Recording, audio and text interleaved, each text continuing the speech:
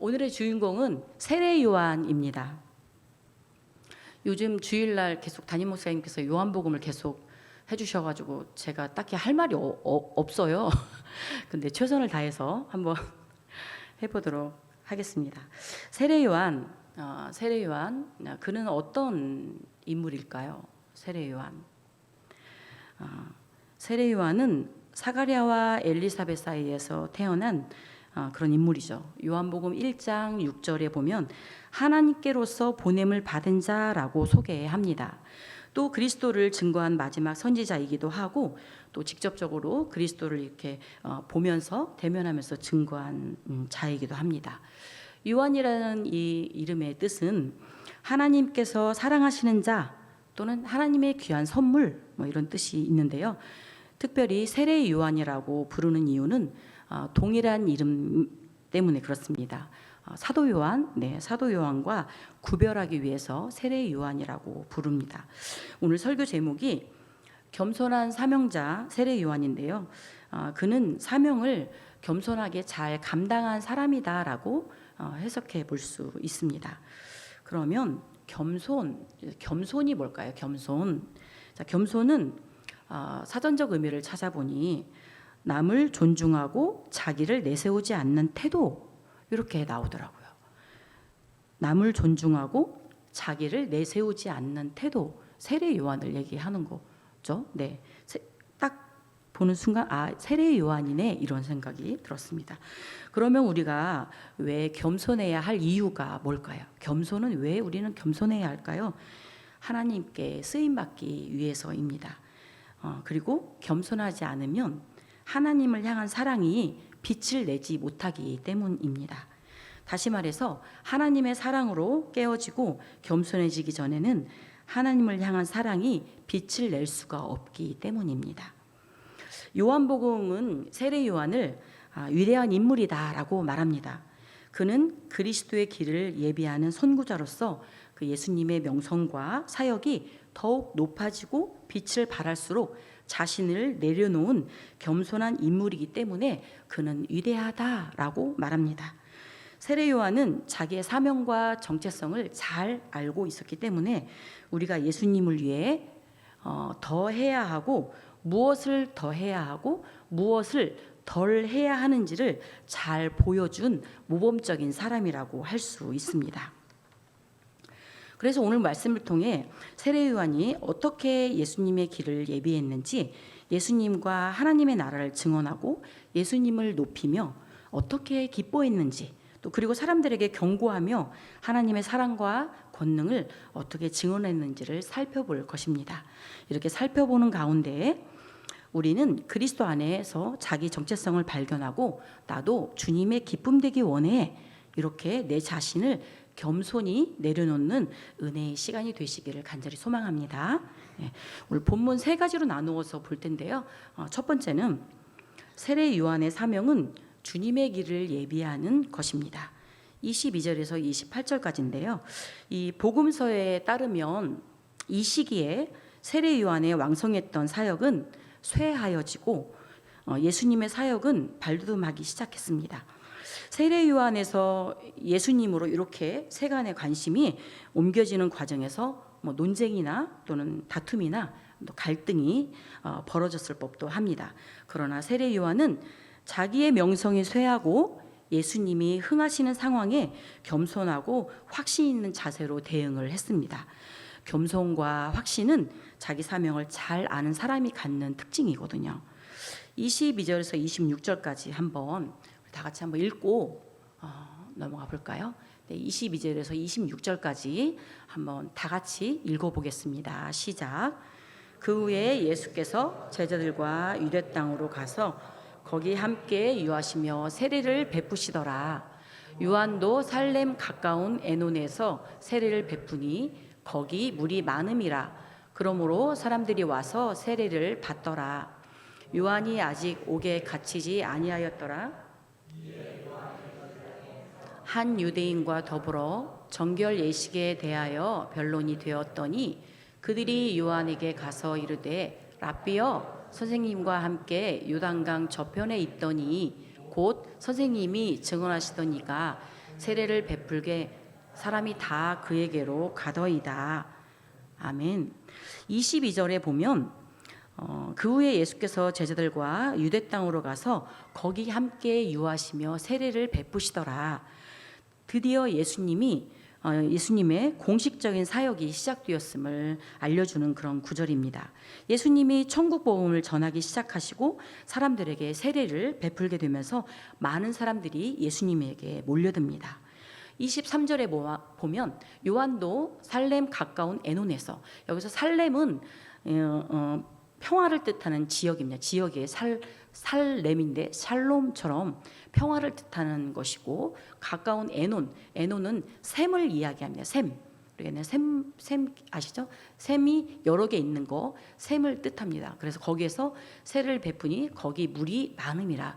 물이 많음을 상징해서, 그래서 물이 풍부한 지역으로 요단강 근처임을 우리가 알 수 있습니다. 거기서 많은 사람들이 세례를 받더라.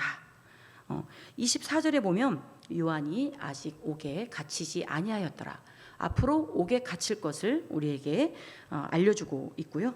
또 그가 옥에서 최후 마지막을 맞이하는 것을 또 의미하기도 합니다.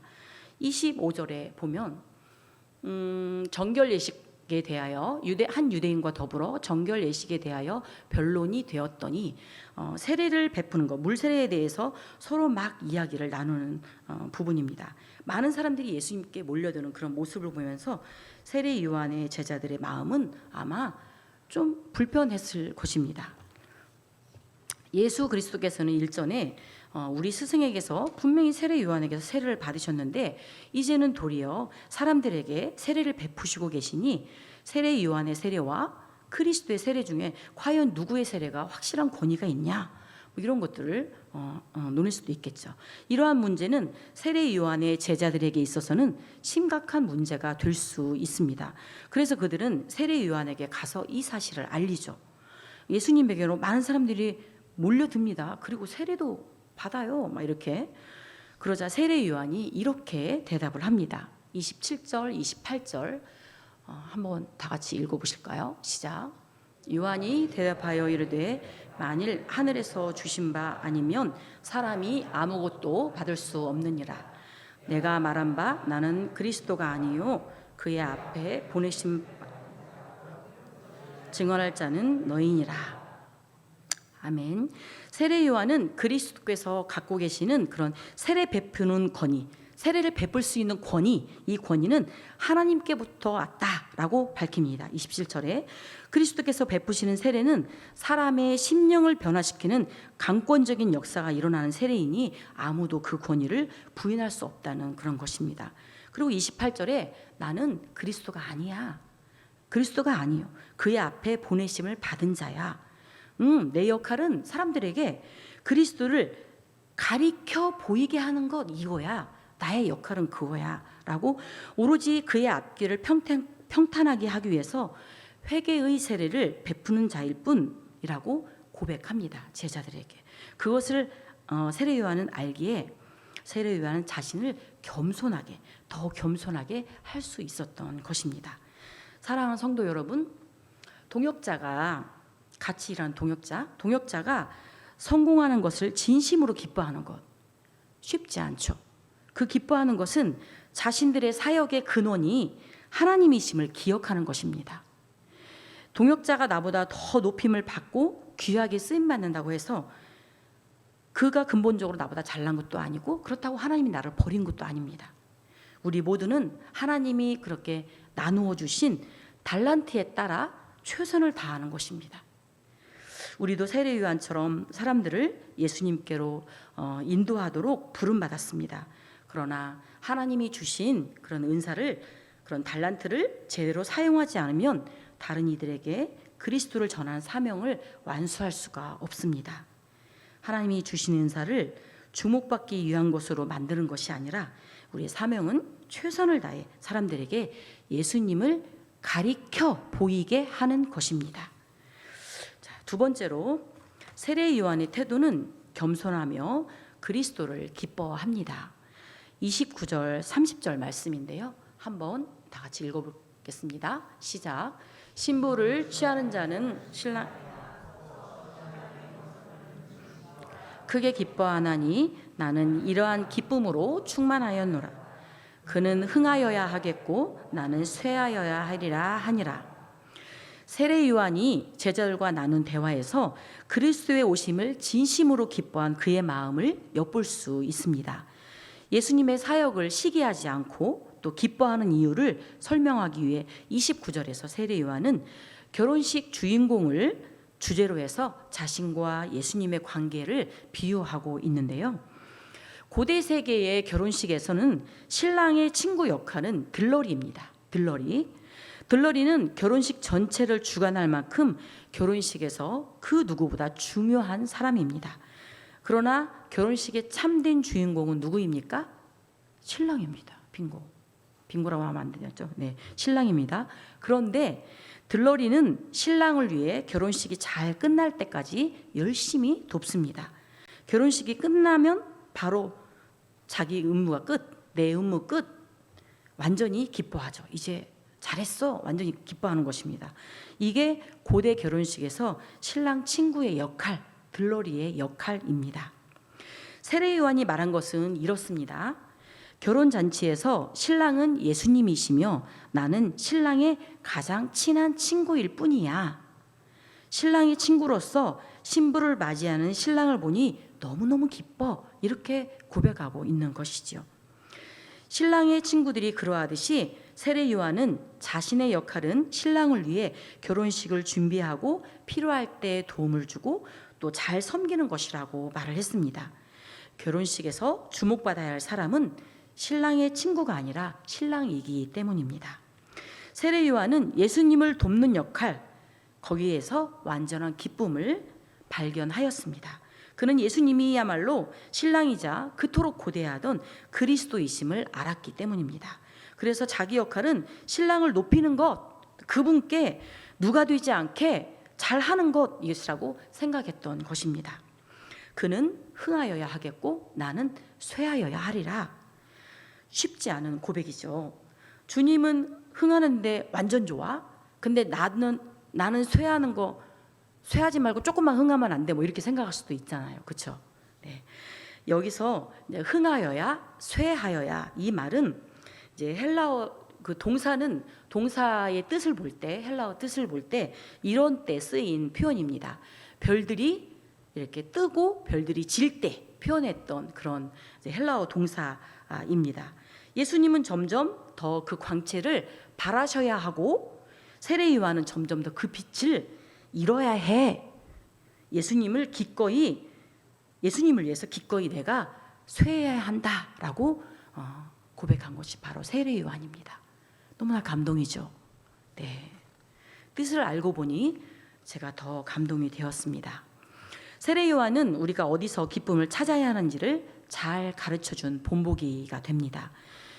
진정한 겸손은 내가 아닌 그리스도 안에서 기쁨을 발견하는 것입니다. 나를 위해 자신을 내어주신 구세주를 통해 기쁨을 찾으라고 말하고 있습니다. 우리가 찬양 중에 이런 찬양이 있죠. 나 주님의 기쁨 되기 원합니다. 나 주님의 기쁨 되기 원하네. 이런 찬양 기억하시죠? 우리 모두 신랑이신 예수 그리스도를 통해 참된 겸손과 기쁨을 누리는 우리 사랑하는 성도님들 되시기를 간절히 소망합니다. 마지막 세 번째, 세례 요한의 메시지는 경고와 증거로 가득했습니다. 세례 요한은 예수님을 거절하는 자에게 하나님의 진노가 임함을 경고합니다.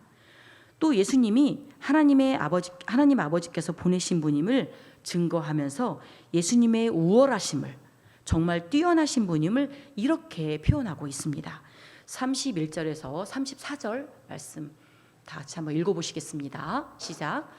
위로부터 오시는 이는 만물 위에 계시고 땅에서 난 이는 땅에 속하여 땅에 속한 것을 말하느니라.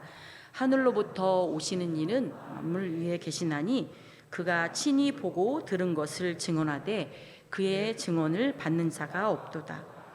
그의 증언을 받는 자는 하나님이 참되시다는 것을 인쳤느니라. 하나님이 보내신 이는 하나님의 말씀을 하나니 이는 하나님이 성령을 한량없이 주심이니라. 아멘. 여기에서 세례 요한이 말한 예수님은 누구실까요? 31절에 예수님은 하늘에서 오셨고 하나님의 말씀을 선포하시고 모든 것 위에 계신 분이라고 말하고 있습니다. 또 34절에 보면 하나님께서 성령을 한량없이, 끝없이, 한이 없이, 아낌없이 우리에게 주시는 분이라고 말합니다. 그런 예수님이 지금 우리와 함께 계십니다. 아멘.